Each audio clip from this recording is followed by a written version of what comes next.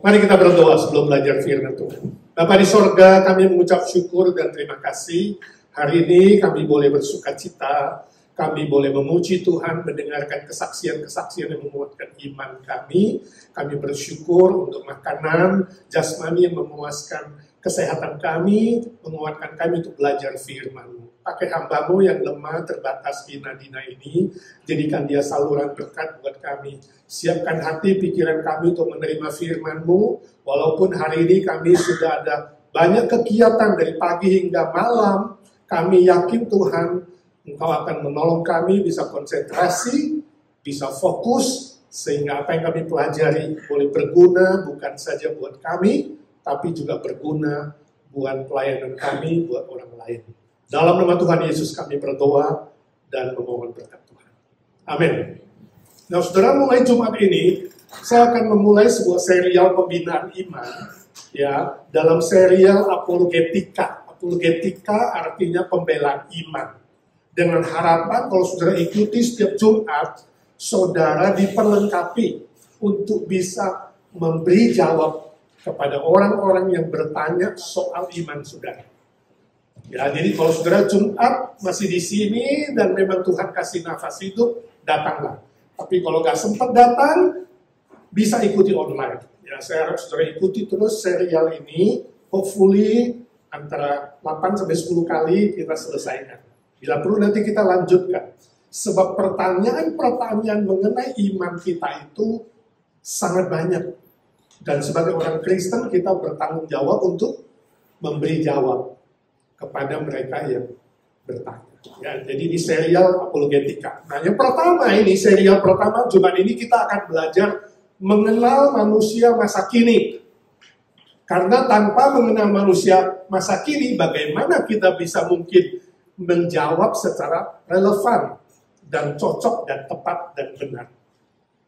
Lihat makalah saudara, abad 21 disebut dengan abad pasca modernisme. Bahasa Inggrisnya postmodernism, yaitu sesudah, post itu pasca, sesudah zaman modern, abad lalu, ya. Abad lalu disebut zaman modern, juga disebut dengan era globalisasi, itu abad 20. Ya, globalisasi artinya kita hidup di sebuah planet bumi, ya, globe ini seperti sebuah desa bersama dengan informasi yang sangat-sangat cepat dan berhubungan satu dengan yang lain. Nah, beberapa ciri khas dari abad postmodernisme itu antara lain, hari ini kita akan belajar 10 hal. Yang pertama, kemajuan ilmu pengetahuan dan teknologi IPTEK yang super cepat dan luar biasa hebatnya dan perubahannya. Nah, dulu satu generasi ditafsirkan pada zaman Musa itu 40 tahun, kemudian satu generasi itu makin cepat jadi 20 tahun.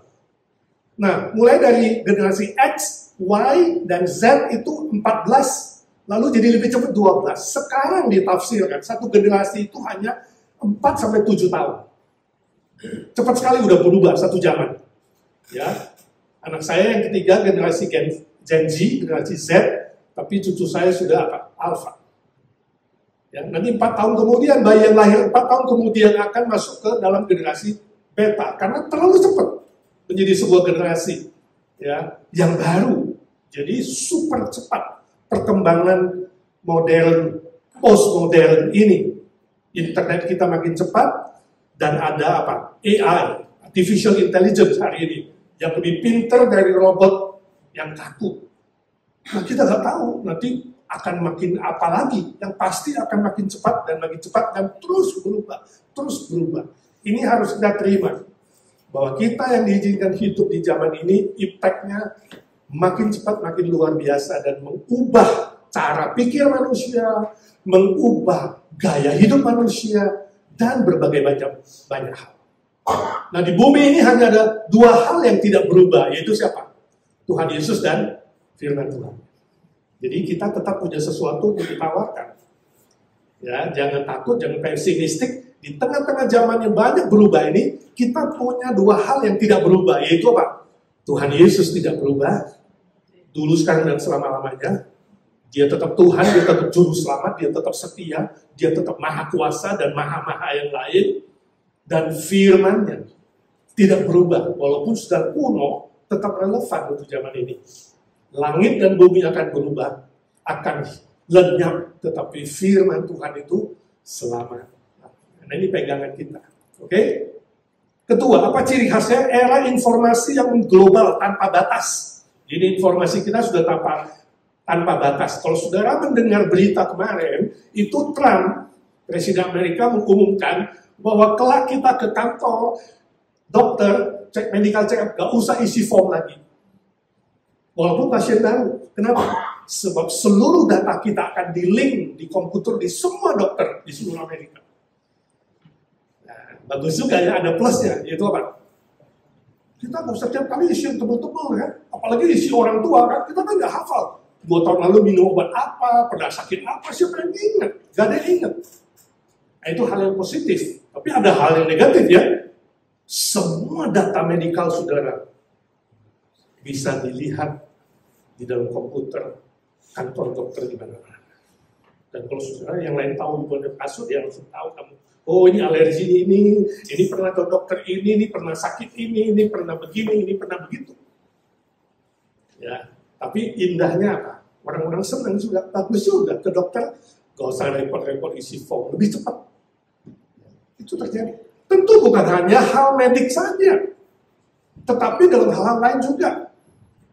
Ya, asuransi, ya kan? Data-data asuransi mobil, ya, accident saudara, nanti banking, dan lain-lain. Ya, semua era informasinya akan makin cepat dan makin mengglobal menjadi satu hal. Ya, ini menjadi ciri khasnya, juga bisa menjadi sebuah pegangan kita di dalam memberi informasi, memakai teknologi untuk apa? Menjawab iman kita, memperkenalkan Kristus kepada orang lain. Yang ketiga, ciri khasnya media sosial yang bebas. Bebas dalam arti tanda kutip di situ bisa jadi liar, bisa gak terkontrol. Ya, media sosial ini bisa gak terkontrol, bebasnya jadi liar, jadi gak karuan. Ya, negatifnya, menjajakan informasi makin canggih, tapi juga makin menyesatkan. Jadi kriminal melalui medsos itu makin banyak dan makin mengerikan. Ya. You bisa lihat video gambarnya si A, ngomongnya A, tapi belum tentu dia. Mungkin sekali. Ya. Berbahaya sekali. Nomor 4, nilai moral makin merosot. Parah. Merosotnya bukan merosot biasa, parah. Dan makin memprihatinkan nilai moral. Contoh misalnya LGBTQ itu sudah dipolitisir, dipelintir, jadi sesuatu yang apa? Jahat. Ya. Jadi bukan lagi menyuruh terima saya apa adanya, tapi apa? You harus mengakui seperti saya. Mengerikan sekali. Bahkan lebih mengerikan lagi, kalau you tidak mengakui, you jahat, you bisa sue kamu. Waduh, muncullah homo ini, ya fobia, homofobia, lalu apa fobia, sesuatu yang fobia. Dan itu bisa menjadi apa? Sesuatu yang menyerang orang-orang benar, orang-orang percaya. Mengerikan. Perjudian jadi biasa, pelacuran jadi umum, nggak usah malu-malu bicara pornografi, pelacuran dan dosa, kejahatan, macam-macam. Pornografi ada di cellphone anak-anak kita, sangat-sangat mengerikan. Ya. Nomor 5, tidak peduli atau paling tidak jenuh terhadap nilai budaya. Gak pusing lah soal budaya, ya. Soal apa lagi? Soal tradisi, apa itu tradisi? Nilai agama agak perlu, ya. Yang penting apa? Money. Materi. Benda lebih penting dari manusia. Saudara pilih siapa? Benda atau manusia? Nah, ini penting sekali untuk dipikirkan baik-baik. Ya. Banyak orang tua rela membuang anak demi uang. Ya. Istri suami gak pusing. Hubungan manusia gak ada nilainya. Tradisi, apalagi tradisi. Ini sudah Amerika, tradisi Indonesia, budaya orang Asia, orang Indonesia yang ramah, yang baik, yang sopan dibuang di sini. Sini lebih liar, ya kan? Ya, saya pernah dengar seorang bapak-bapak ini yang punya mantu orang Amerika, dia marah besar ketika mantunya panggil nama dia. Katakanlah namanya siapa? Jono, hei Jono. Hei, Jono. Ini orang Indonesia manggil anjing ya, tapi dia ini mertuanya loh. Nggak biasa, tapi budaya. Dan yang lain-lain ini cuma yang kecil. Bagaimana yang lain-lain? Yang lebih dari itu.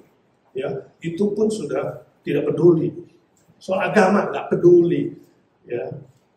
Nomor 6, ancaman terorisme makin gencar. Dan perang nuklir bisa terjadi secara mendadak. Sudah tahu Trump udah kirim nuklir mendekati ke Rusia gara-gara Putin salah ngomong. Saya mendadak punya. Koboi lawan koboi, kita lihat aja. Ya kan? Yang satu fighter, yang satu itu ahli apa? Ahli strategi. Mengerikan. 7. Pencemaran lingkungan alam makin parah dan lapisan atmosfer bumi kita. Sebenarnya atmosfer itu melindungi bumi kita, tapi sekarang sudah bolong nggak karu-karuan. Ya. Kita tercemar, kita kena polusinya. Sekarang sudah ke pantai mau jemuran matahari dapat vitamin D, bukan vitamin D, kanker kulit itu yang ditakuti karena bolong. Sangat mengerikan. Ya, ketika manusia sudah melakukan sesuatu yang melampaui hukum alam. 8. Berkembangnya sakit penyakit yang makin mengerikan dan makin mematikan. Setelah COVID-19 apa? Kita nggak tahu. Tapi Alkitab Yesus menubuatkan akan muncul penyakit-penyakit yang mematikan. Ya kan? Akan muncul. 9. Sebagai kompensasi atau pelarian, manusia tertarik pada janji-janji solusi ekspres. Ya, solusi ekspres. Sejenis self-help misalnya yang berbau New Age. Agama Timur, kultisme. Agama Timur itu yang pakai meditasi, yang mulai mencintai meditasi transendental, lalu bermain-main dengan roh, mulai cari psychic misalnya, ya kan? Itu dikemas dengan baju psikologi. Sebab dianggap psikologi itu adalah agama baru. Lalu istilah holistic health, ya. Wah, pakai ini bagus nih, ya. Anting-anting ada 2 jendolannya, gelang yang ada 2 jendolan, yin dan yang, macam-macam. Dijualan jadi bisnis. Permainan semua, itu dualistik teologi, saudara. Bahwa antara Tuhan dan setan itu saling kuat, tarik-menarik, gelap dan terang. Siapa lawannya Tuhan? Siapa lawan Tuhan? Nggak ada. We don't believe dualistic theology, ya kan? Mind control, yoga, doa-doa hafalan, mantra-mantra, meditasi, ramalan, itu semua baju daripada kultisme dan agama timur. Karena manusia nggak ada jalan lain. Maunya yang solusi cepat. Kalau nggak apa? Obat bius. Paling laku, ya kan? Paling California, begitu bebas, membeli ganja, ya marijuana, membius diri. Dan solusi paling banyak ditawarkan iblis apa? Bunuh diri. Bunuh diri adalah solusi. Inilah manusia masa kini, saudara. Lalu 10, maraknya teologi liberalisme. Liberal sebenarnya pada awalnya mungkin bagus supaya manusia memakai free will-nya dengan baik, kebebasannya dengan baik, tapi sayang kemudian jadi liar. Ya. Pikiran menggantikan Tuhannya. Berbicara cinta, tapi cintanya cinta yang tidak punya kebenaran. Demi cinta berani melakukan apa saja. Muncullah etika situasi, teologi situasi. Kalau kamu nggak punya duit, anakmu hampir mati, silakan jadi pelacur. Tuhan juga mengerti. Silakan maling, Tuhan juga mengerti. Kamu bukan sifatnya maling, tapi demi anak perlu makan. Sesekali maling, nggak apa-apa. Demi anak, situasi kejepit kok. Jadi kalau kejepit, demi cinta kasih, mengasihi manusia tertentu boleh melakukan dosa. Ini contoh saja etika situasi. Lahir dari liberalisme, ya kan? Universalisme. Itu salah satu ciri khasnya juga. Universal, semua sama. Semua agama sama. Terserah, lu mau agama apa aja, kepercayaan apa saja, silakan. Semua sama. Ya, jangan coba-coba menggurui saya. Jangan coba-coba khotbah dengan saya. Kita semua punya tujuan yang sama. Cuma jalannya beda-beda. Saudara yakin semua agama sama? Ini universalisme, saudara. Kepercayaan manusia hari ini dapat dikatakan semua lapisan manusia secara global, seluruh dunia, tidak terhindar dari pengaruh zaman postmodernisme ini. Mulai dari bayi, bahkan sebelum bayi. Ya, janin dalam kandungan udah terpengaruh loh. Sedikit banyak ada pengaruhnya. Ya. Sampai manusia lanjut usia, manula. Tanpa membedakan latar belakang apapun. Usia, pekerjaan, status sosial, kekayaan, pangkat, pendidikan, apa saja. Tidak terlepas dari semua pengaruh abad 21 postmodern. Lalu apa kata Alkitab? Mari kita baca firman Tuhan dari 2 Timotius 3 ayat 1 sampai 4. Apa kata firman Tuhan 2000 tahun yang lalu? Mari kita baca bersama-sama 2 Timotius 3 ayat 1 sampai 4, 1, 2, 3. Ketahuilah bahwa pada hari-hari terakhir akan datang masa yang sukar. Manusia akan mencintai dirinya sendiri dan menjadi hamba uang.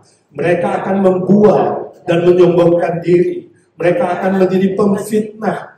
Mereka akan berontak terhadap orang tua dan tidak tahu berterima kasih, tidak mempedulikan agama, tidak tahu mengasihi, tidak mau berdamai, suka menjelekkan orang, tidak dapat mengekang diri, garang, tidak suka yang baik, suka mengkhianat, tidak berpikir panjang, berlagak tahu, lebih menuruti hawa nafsu daripada menuruti Allah. Ini sudah diceritakan, ditulis dalam firman Tuhan 2000 tahun lalu. Hari ini kita melihat, terus berkembang ke sana dan terus makin hebat, makin heboh. Jadi saudara, jangan stres, jangan frustrasi, jangan kecewa, jangan marah, tapi belajar apa? Bersyukur. Bersyukur kenapa? Firman Tuhan betul. Firman Tuhan nggak salah sejak dulu.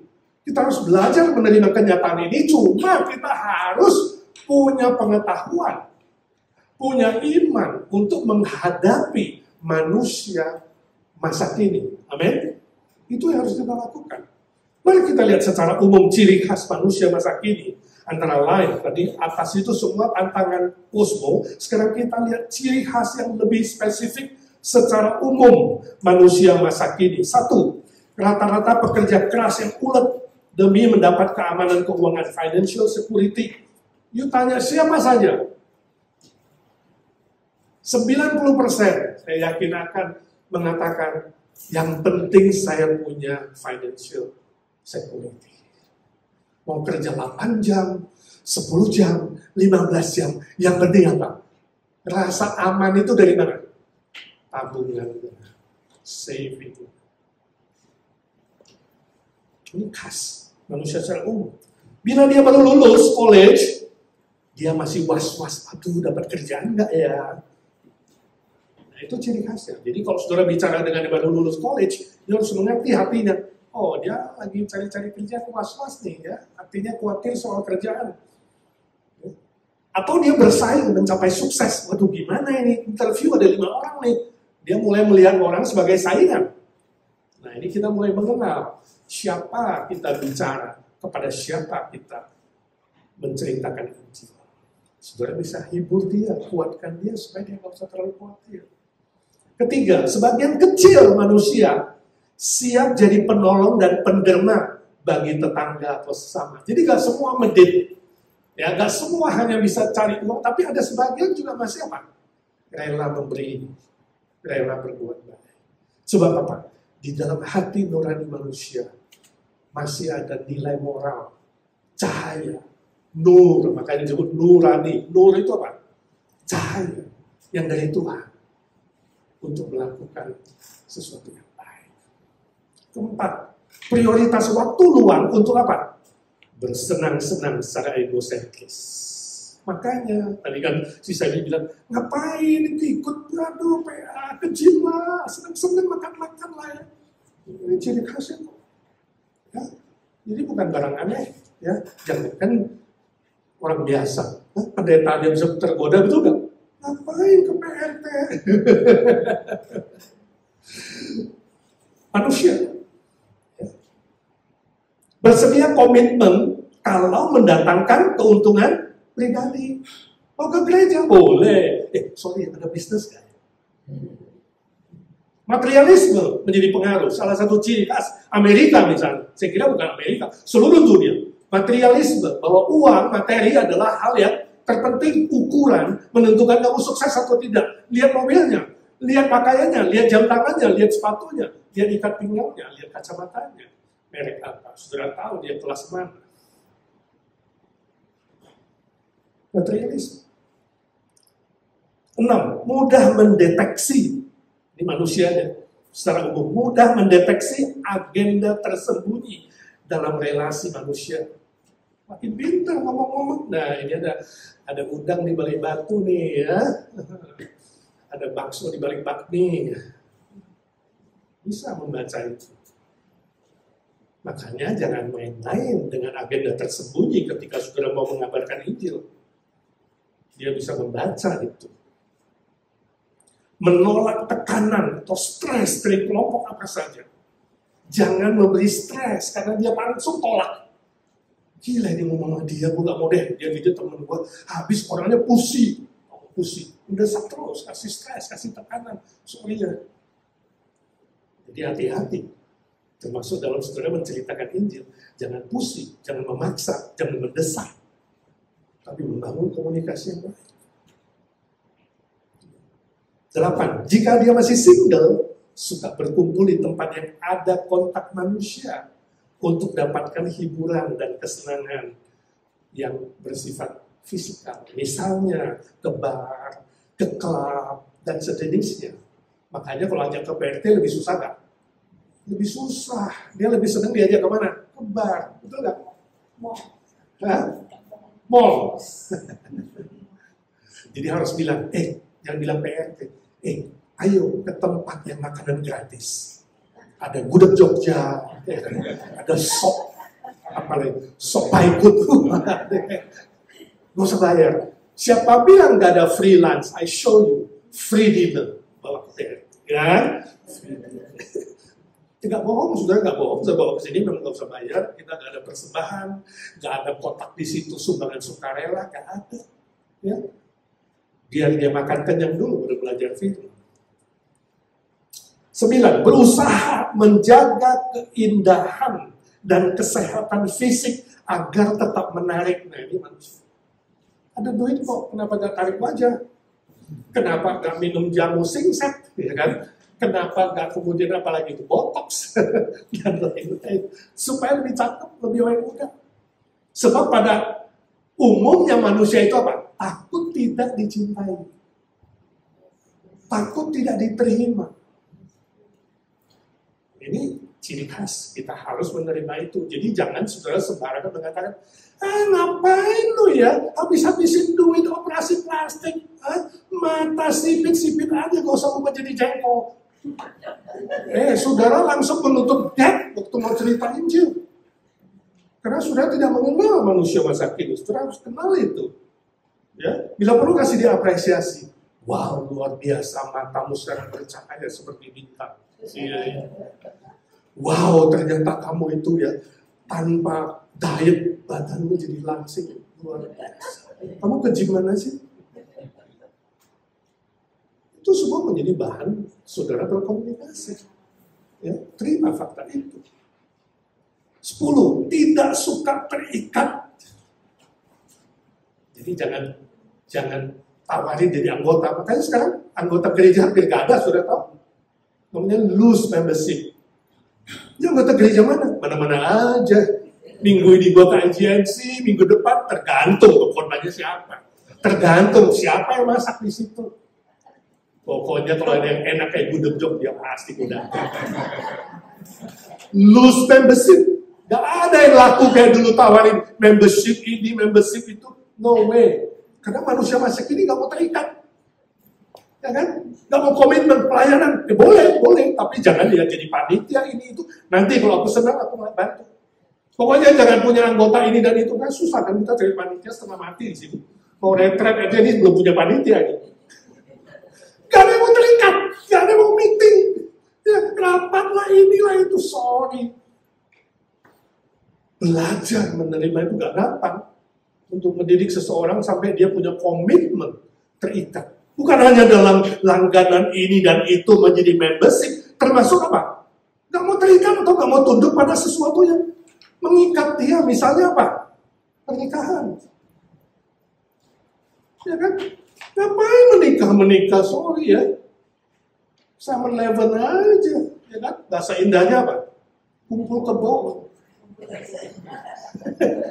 Kumpul kebo aja ngapain? Sedang sama seneng kok. Nanti gak seneng, gampang kita pisah. Ngapain pernikahan repot-repot ya kan? Relasi manusia. Ya kan? Ada uang jadi teman, gak ada uang, sorry. Ada uang abang sayang, tidak ada uang, abang melayang atau abang ditendang.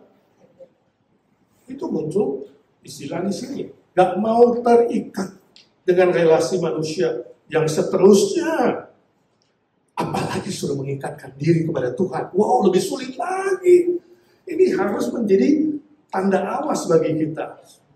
Ya, bagaimana menawarkan Injil Kristus kepada manusia model yang seperti ini. Kepada aturan-aturan. Makanya nggak ada aturan. Banyak orang nggak mau ada aturan. Ya kan? Maunya seenaknya aja. Kecuali dia pergi kerja, nggak pernah ditelat. Kalau ke gereja, sorry deh, gua datang pas khotbah, selesai khotbah. Gak usah ngatur-ngatur saya. Tapi kalau ke kantor, nggak berani, sebab apa? Gajinya dipotong. Tapi yang lain-lain, no way. Nggak ada aturan, ya kan? Sampai kita udah pasang tuh di tiap meja itu. Ya, tolong habis makan, ya, considerate kayak, tolong dibersihin. Wah, tiap kali Pak Amri yang bersihin piring dan gelas. Manusia masa kini susah dikasih aturan, dikasih tradisi. Ya makanya yang orang tua selalu lebih frustrasi terhadap yang lebih muda. Ya betul nggak Pak? Frustrasi sama yang muda, apa yang tua? Sabi mawon katanya karena semua terpengaruh dari bayi sampai lanjut usia. 11, khawatir kalau sudah tua akan kesepian. Nah ini khususnya bagi yang udah mulai 55 ke atas nih, ya kan? Waduh, gimana ya kalau nanti gue hidup sendiri? Gimana ya kalau gue sakit? Gimana ya kalau gue ini gak berdaya, disable, ya kan? Bila saatnya nanti, tadi hilangnya nih, belum disebutkan. Ku tak berdaya lagi. Siapa yang akan menemani? Ya, 55 ke atas. Kadang saya kalau makan di mana, di restoran banyak kecil besar, saya lihat orang pesen minuman. Kalau minta air panas, nah itu 55 ke atas. Walaupun kita masih muda, ini 55 ke atas itu lebih ini ya, ciri khasnya. Kenapa? Takut kalau sakit, jaga-jaga. Nggak salah sih. Tapi kita udah bisa menebak, oh ini sejaman dengan saya. Ya. Walaupun kelihatan dia udah tarik wajah, ya kan, kantong mata gak ada, ya kan, garis sini sudah ditarik. Tapi kalau minta air panas, oh satu umur nih, ya kan. Ini 65-70. Sudah mendekati dengan teknik, cara, berita, bahasa. Nah sekarang kita lihat secara agama. Tadi secara umum, sekarang secara agama, ciri khas manusia masa kini itu bagaimana? Satu, melihat ilmu pengetahuan dan psikologi lebih dapat diandalkan dibandingkan agama. Jadi kalau saudara tidak bisa menawarkan sesuatu yang lebih baik dari ilmu psikologi, lebih baik daripada ilmu pengetahuan, akan sangat sulit membuka pintu pekabaran Injil. 2, menganggap orang Kristen keras kepala, suka menghakimi dan ekstrim. Nah, jadi hati-hati saudara, ya, jangan bernada menghakimi. Awas lu ya, lu gak percaya besok mati lu masuk di neraka, dibakar hidup itu, disate, ditusuk dari ujung ke ujung. Jangan sembarangan bicara saudara. Jangan nakut-nakutin, jangan mengancam, jangan menghakimi. Ini penting sekali dijaga bahasanya. Ya, jangan sampai dia bilang, nah kan, mau udah bilang semua orang Kristen keras kepala kayak lu. Stubborn. Hati-hati dengan itu. Ekstrim. Maunya menang sendiri. Masa cuma lewat Yesus masuk surga, emang yang lain gimana? Lu jangan sok lu, ya kan? Begitu kan? Bagaimana kita bisa mengkomunikasikan dengan baik? Itu penting-penting sekali, saudara. 3, tidak ada nilai moral yang absolut. Gak ada yang absolut, gak ada yang mutlak. Ya, semua relatif. Nah, bagaimana kalau teman-teman bilang, semua relatif, semua betul. Putih betul, hitam betul, abu-abu juga betul. Ya, jangan saling menghakimi. Yang penting apa? Yang penting perasaannya. Menyenangkan nggak? Kalau menyenangkan, itu betul. Ya, kalau temanmu ngomong gitu, kamu jawab apa? Lu jangan kasih tahu dah bahwa Alkitab paling betul itu kebenaran. Ya. Semua sama aja. Mau hitam kayak, mau putih, mau abu-abu, oke. Yang penting kan sebenarnya Pak, hati kita senang nggak? Kalau dia senang, kamu senang, dia juga senang, sama-sama senang, ya udah sama-sama betul. Gak ada yang mutlak. Semua relatif. Kamu jawab apa? Ini contoh doang. Pernah nggak teman ngomong gitu? Lo pernah nggak? Kamu tanya, yang kamu baru bilang itu absolut apa relatif?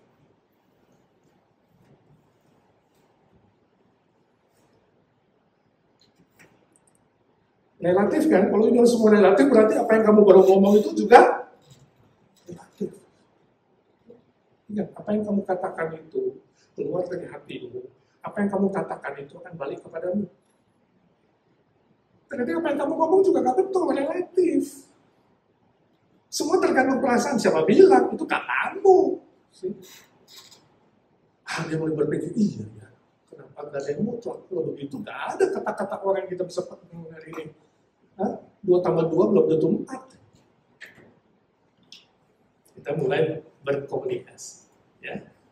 Sekarang nanti ikutin terus, kita akan mulai pintar, kemudian akan berkomunikasi dengan orang-orang yang mulai punya ciri khas seperti ini.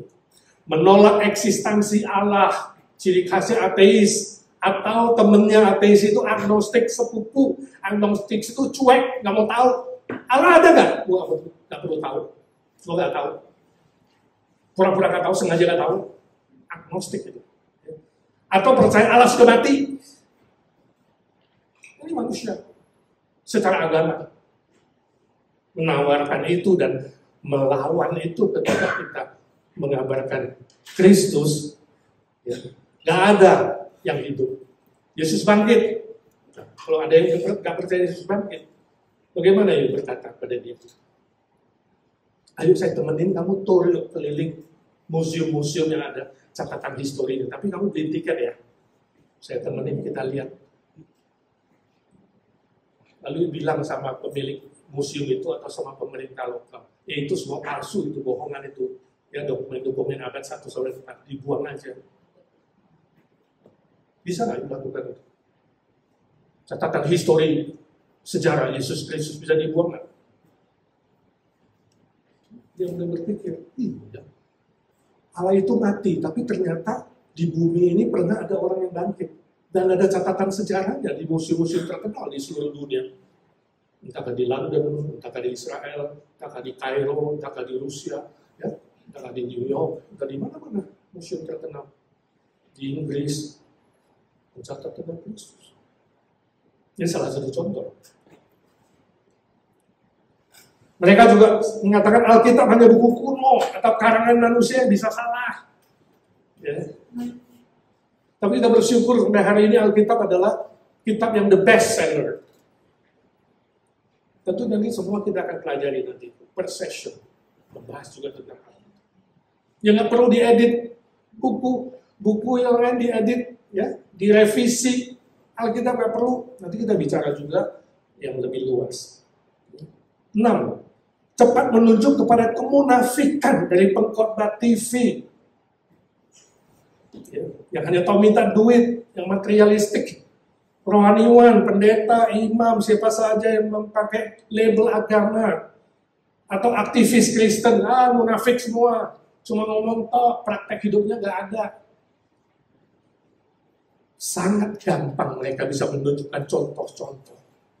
Seperti dulu saya pernah cerita, baru tiba di Indonesia, sudah diundang makan di restoran, lalu diceritakan, ini pendeta ini, semua munafik, jahat, materialistik, begini.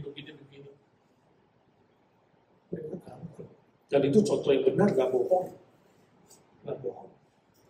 Saya bilang maaf, yang kalian sebutkan itu pendeta palsu. Dan hati-hati, di bumi banyak sekali pendeta palsu. Gak heran, di sini kamu paling sebutin 15. Di Amerika, 50% pendeta liberal. Kamu gak pernah dengar pendeta lesbian, pendeta homo. Ya kan? Di Amerika ada, Indonesia mungkin belum ada. Gak ada yang berani bilang dia homo. Sini berani, terang-terangan. Dengan adanya yang palsu, bukan berarti semuanya jahat atau semuanya salah. Di dunia juga banyak diamond palsu. Kenapa you masih beli diamond dan kamu tahu punya uang asli? Ya. Ada uang palsu, kenapa kamu gak bilang semua uang itu palsu? Belum tentu, hanya sebagian. Ya. Nah, kita mulai berkomunikasi yang logis, mengajak mereka berpikir. 7, cenderung meyakini konsep universalisme, dan saya udah bilang, semua sama saja, atau naturalisme, semua kembali kepada nature. Ya, ini New Age movement nih. Semua itu adalah Allah, kita semua adalah Allah. Suatu hari kita mati seperti setetes air kembali ke laut. Naturalisme, nature, itu sebabnya panggil Mother Nature, ya kan? Orang Chinese, orang Hokkien bilang Tingkong, engkong langit. Nature, naturalisme. Itu apa? Nihilisme, semua jadi nol. Semua jadi nol satu hari. Jadi gak ada hidup kekal, yang ada adalah nol. Gak ada artinya. Semua angus menjadi nol. Sama dengan binatang. Kalau ada temanmu bilang, semua sama aja. Gak ada hidup kekal, gak ada, semua nol seperti binatang. Bagaimana jawab?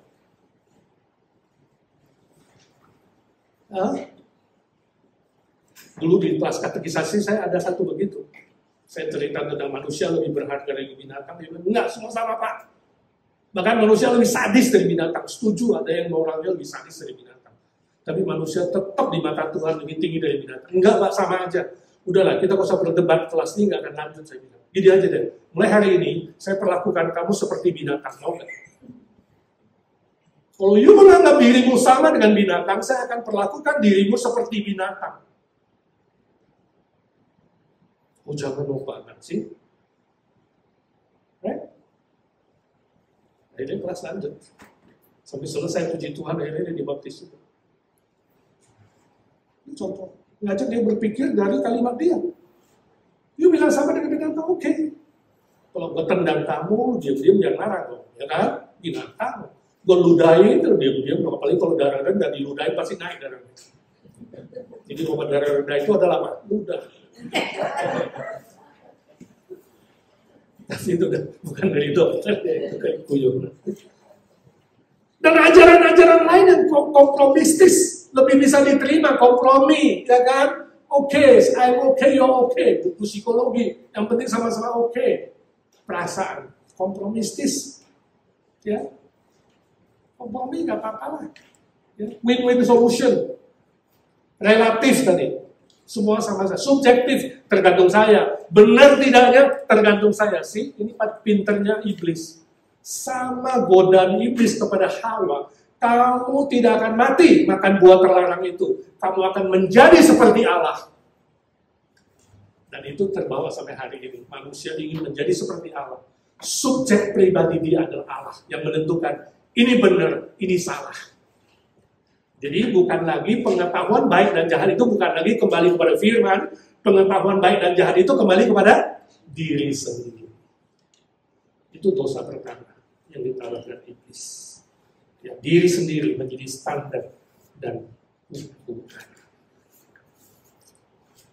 Lanjut, sebagai orang percaya lalu bagaimana respon kita?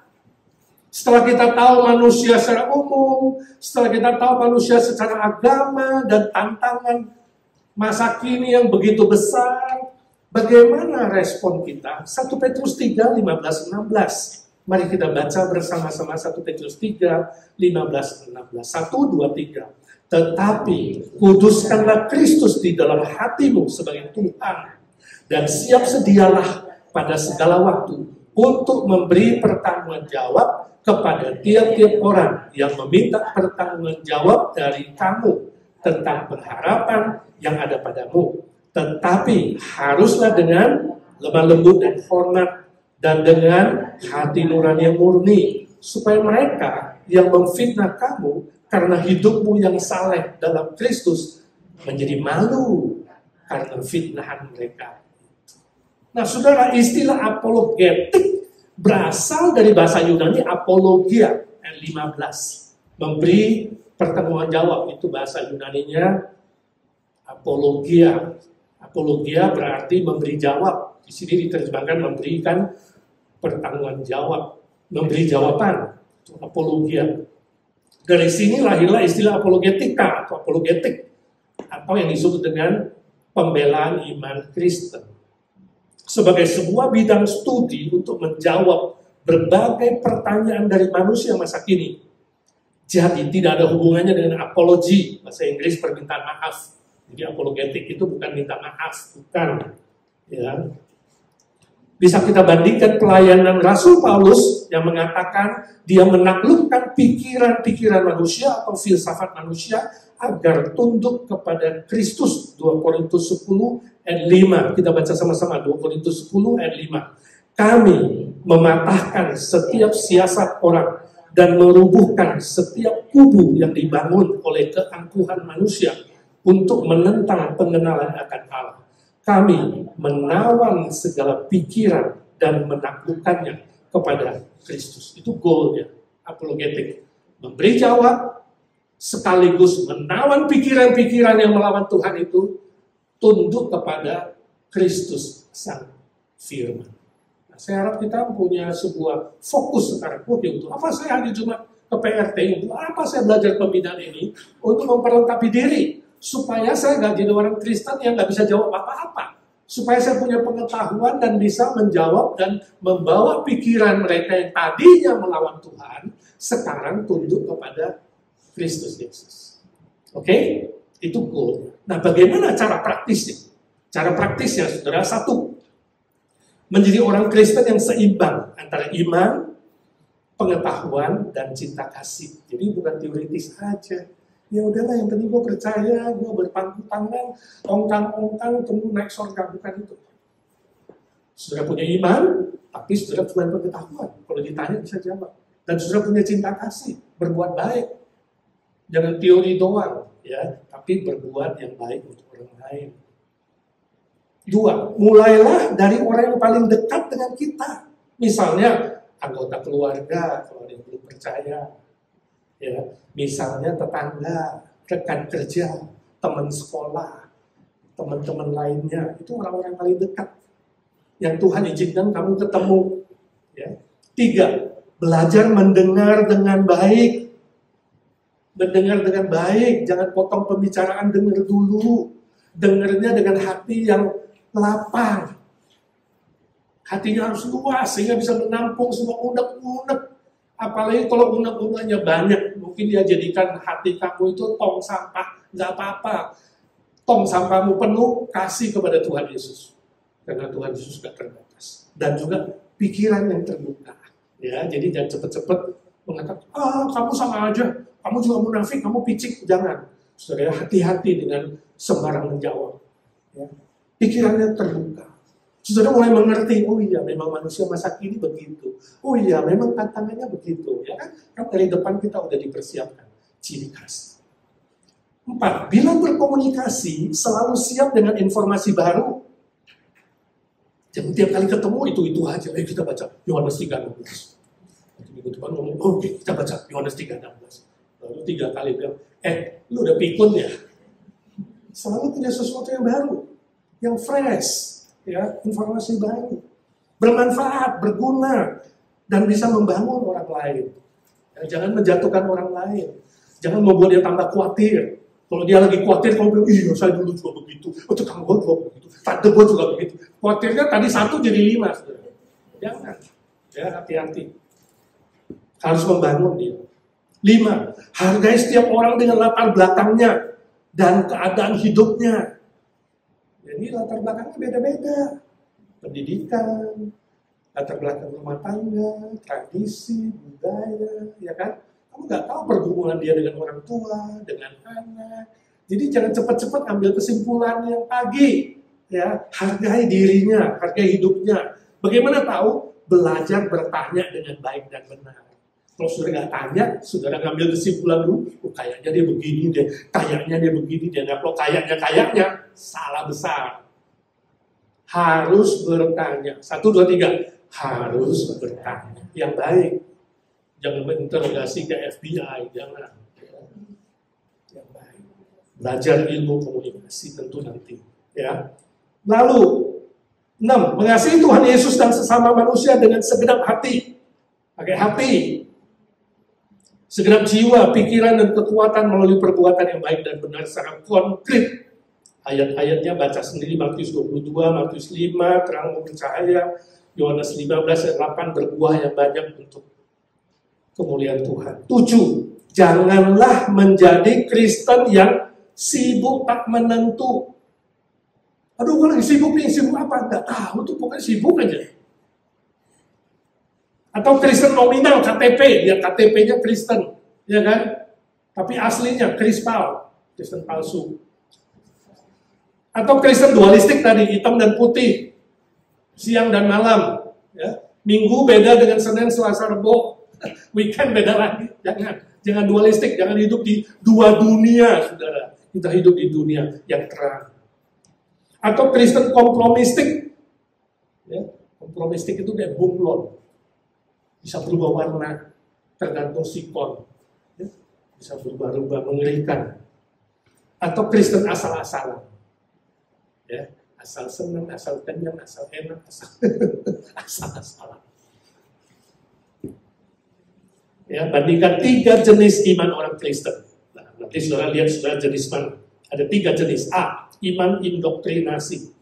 Ini iman yang ikut-ikutan secara keturunan biologis atau genetis dari orang tua. Kamu orang Kristen? Ya, siapa gua sejak dari kandungan mamaku. Ya nggak salah sih, tapi jangan berhenti di situ. Atau Kristen tradisi, iman hafalan. Yang penting mah macam-macam, yang penting setiap kali doa Bapa kami, sudah itu aja. Hafal kuat. Atau yang disebut aktivis rohani yang tidak punya hubungan pribadi dengan Kristus. Jangan yang begitu, indoktrinasi. B, iman konformitas. Artinya iman yang ikut arus, yang menyesuaikan diri dengan lingkungan, atau iman situasional tergantung situasi demi rasa aman, agar diterima banyak orang, ya ikut arus aja, mayoritas, dan merasa lebih nyaman, banyak teman, atau demi keuntungan pribadi. Jangan punya iman konformitas.